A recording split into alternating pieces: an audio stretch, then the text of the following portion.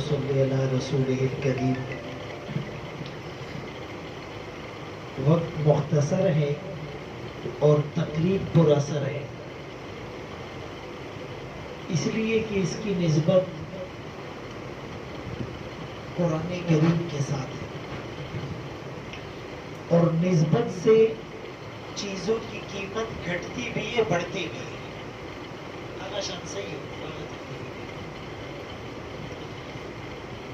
چیزوں کی نسبت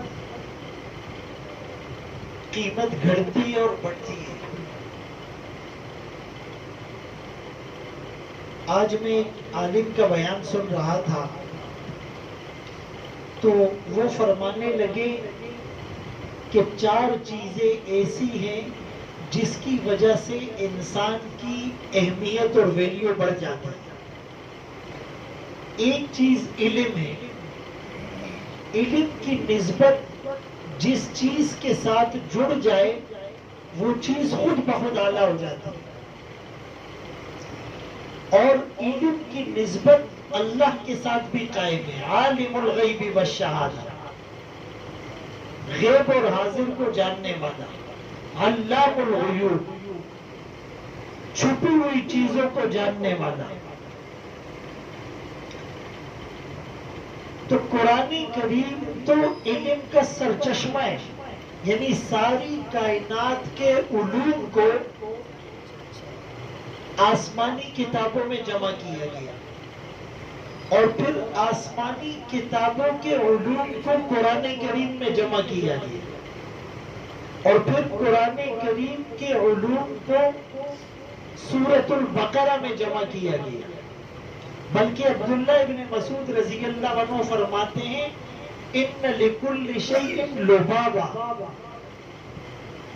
کہ ہر چیز کا ایک خلاصہ ہوتا ہے، اور قرآن کریم کا جو خلاصہ ہے وہ صورتیں ہیں جو حامیم سے شروع ہوتی ہیں، حوامیم 7 جس کو کہتے ہیں، اور پھر ان صورتوں کا خلاصہ سورہ بقرہ میں ہے، اور سورہ بقرہ کا خلاصہ وہ آیت الکرسی میں ہے، اور آیت الکرسی کا خلاصہ سورہ فاتحہ میں ہے، اور سورہ فاتحہ کا خلاصہ ایاک نعبد و ایاک نستعین میں ہے، اور ایاک نعبد و ایاک نستعین کا خلاصہ بسم اللہ میں ہے، اور بسم اللہ کا خلاصہ بسم اللہ کی با میں ہے، اور با الصاق اور ملانے کے لیے آتا ہے، اور پھر اس با کا خلاصہ با کے نقطے میں ہے، نقطہ اللہ کی وحدانیت پر دلیل ہے۔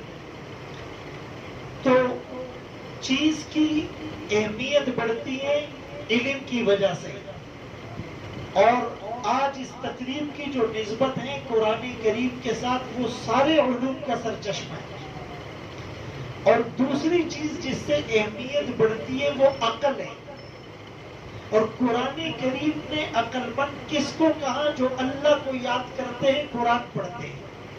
لِأُولِي الْأَلْبَابِ الَّذِينَ يَذْكُرُونَ اللَّهَ قِيَامًا وَقُعُودًا وَعَلَى جُنُوبِهِمْ، عقل والے وہ ہیں جو اللہ کو یاد کرتے ہیں کھڑے، بیٹھے اور کروٹ۔ انسان انہی 3 حالتوں میں ہوتا ہے، یا کھڑا رہتا ہے، یا بیٹھا ہوا ہوتا ہے، یا کروٹ کے بل ہوتا ہے، یعنی کہ فی کل احیان، ہر حالت میں اللہ کا ذکر کرنا۔ اور سب سے بڑا ذکر کیا ہے؟ قرآن کی تلاوت۔ سب سے بڑا ذکر کیا ہے؟ قرآن کی تلاوت۔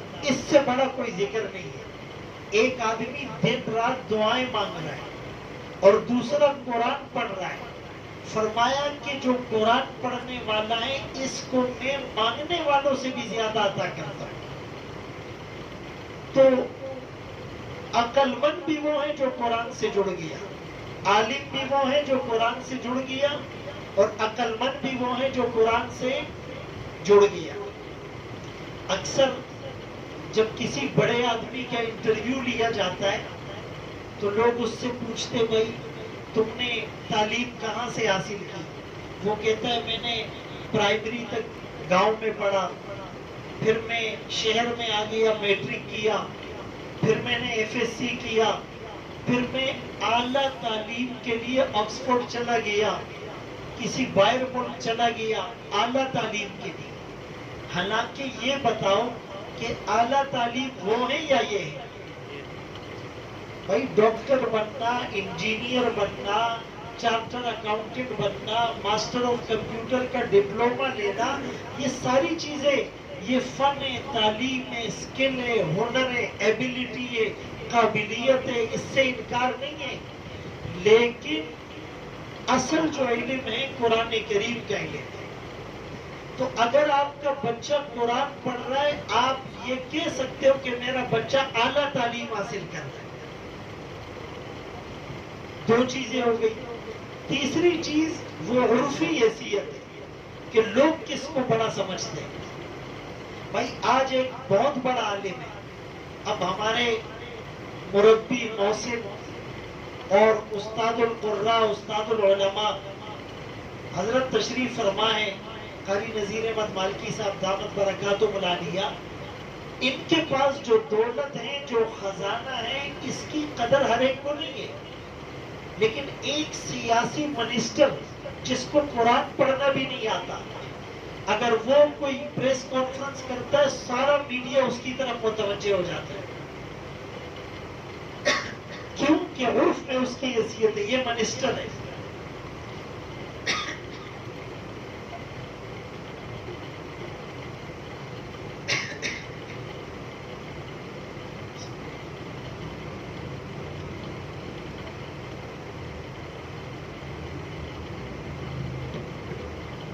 لیکن اس کے مقابلے میں حضرت جب قرآن پڑھتے ہیں تو محدود لوگ بیٹھے ہوں گے، مطلب کوئی بڑا چینل نہیں آئے گا۔ حالانکہ اگر ان کو پتہ چل جائے کہ یہ وہ دولت ہے کہ جو پوری کائنات میں کسی کے پاس نہیں ہے، تو اس کو اہمیت دی جائے گی یا نہیں؟ تیسری چیز عرف ہے، اور چوتھی چیز جو ہے وہ نسبت ہے، سند ہے۔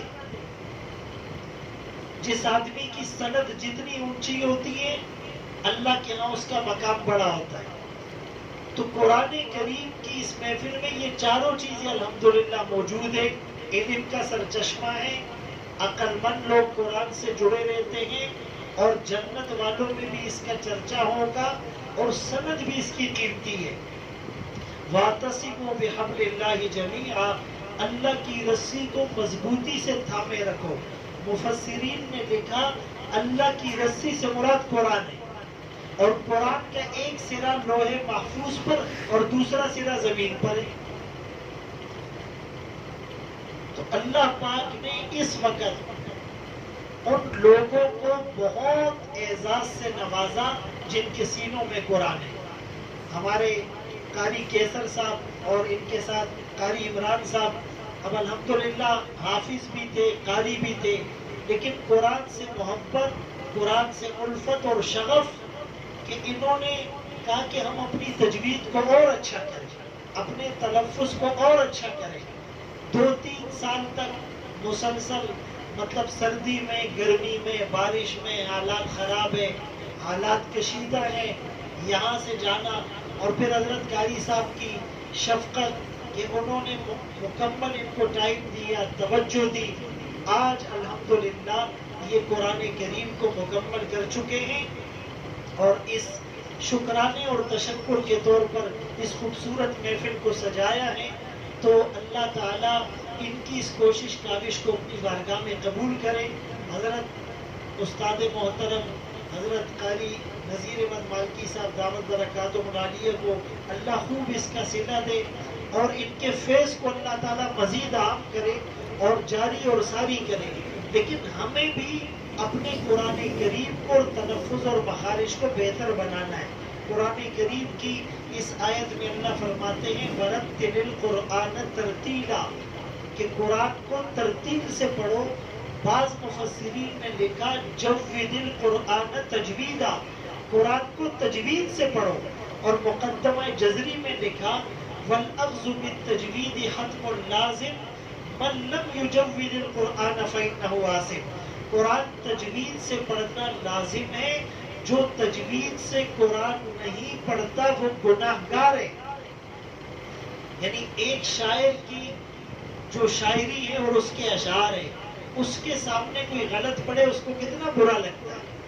تو اللہ کی کتاب اور اللہ کے کلام کو اللہ کے سامنے غلط پڑھنا یہ کتنا بڑا گناہ ہے، اس کا ہمیں احساس بھی نہیں ہے. اور یہ ایک حقیقت ہے کہ بہت سے علماء بھی وہ قرآن صحیح نہیں پڑھتے، تلفظ اور مخارج کے اعتبار سے اس میں بہت کمزوری ہوتی ہے، وہ لہنے جلی اور لہنے خفی کر رہے ہوتے ہیں. تو اس کی طرف توجہ کی ضرورت ہے اور اس کے لیے وقت نکالنا ضروری ہے. عوام الناس بھی کم از کم قرآن اس اعتبار سے اتنا ٹھیک پڑھے کہ وہ بڑی بڑی غلطیاں نہ ہو، جس سے معنی میں تبدیلی نہ ہو، جس سے حروف کی شکل نہ بگڑے، جس سے جو ہے وہ سننے والے کو اشتباہ نہ ہو کہ یہ کوئی دوسرا لفظ پڑھ رہے ہیں. یہ ضروری ہے. امام عاصم کوفی رحمۃ اللہ علیہ جن کے طرز پر ہم قرآن پڑھتے ہیں، قرآن سے اتنی محبت اور اتنا لگاؤ اور اتنی وابستگی کہ آج پوری دنیا میں کروڑوں لوگ ان کے لہجے اور ان کے طرز پر قرآن پڑھتے ہیں. جب انتقال ہوا، بلکہ انتقال سے پہلے بھی ایک دفعہ شاگردوں نے ان کو کہا کہ جی آپ کے ہونٹوں سے خوشبو آتی ہے. لوگ تو منہ میں الائچی رکھتے ہیں، پان رکھتے ہیں، ببل چباتے ہیں اور جو ہے وہ ماؤتھ فریشنر استعمال کرتے ہیں کہ منہ سے ہمارے خوشبو آئے. وہ کوئی چیز استعمال نہیں کرتے تھے اور ان کے ہونٹوں سے خوشبو آتی تھی. ایک دن شاگردوں نے اصرار کیا، مجبور کیا کہ حضرت راز کیا ہے. وہ کہنے لگے میں نے قرآن سے محبت کی ہے، قرآن کو اوڑھنا بچھونا بنایا ہے.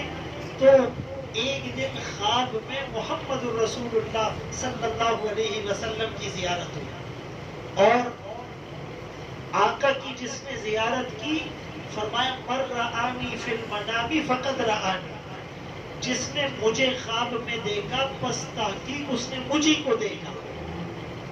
یعنی شیطان ولی کی صورت میں تو آ سکتا ہے، باپ کی صورت میں آ سکتا ہے، کسی عالم کی صورت میں آ سکتا ہے، لیکن آقا کی صورت میں نہیں آ سکتا.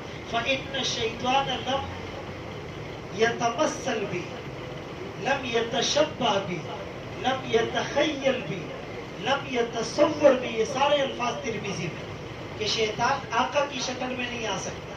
تو فرمایا آقا خواب میں آئے اور آقا نے مجھے کہا عاصم تو نے قرآن سے محبت کی ہے، اپنے ہونٹ آگے کر، میں محمد الرسول اللہ صلی اللہ علیہ وسلم تیرے ہونٹوں کا بوسہ لوں گا. اور فرمایا جس رات خواب میں آقا نے ہونٹوں کا بوسہ لیا تو موت تک ان کے ہونٹوں سے خوشبو آیا کرتی. اگر ہم یہ چاہتے ہیں کہ ہمارے بدن سے بھی خوشبو پھوٹے اور ہمارے گھر میں بھی خوشبو کا ماحول ہو اور ہماری زندگی بھی خوشبوؤں سے پر ہو جائے، تو ہم نے قرآن کریم کے ساتھ جڑنا ہے اور تعلق اور وابستگی کو مضبوط بنانا ہے. تو اللہ کے حضور، اللہ کی بارگاہ میں ہم سب دعا گو ہیں کہ اللہ پاک ان حضرات کی جو کوششیں ہیں، کاوشیں ہیں، اس کو قبول فرمائے اور ہم سب کا یہاں بیٹھنا ہماری نجات کا ذریعہ بنائے. ہمارے بچوں کو اللہ حافظ قرآن، عامل قرآن، عالم قرآن، داعی قرآن، مبلغ قرآن، ناشر قرآن بنائے. وآخر دعوانا ان الحمد للہ رب العالمین.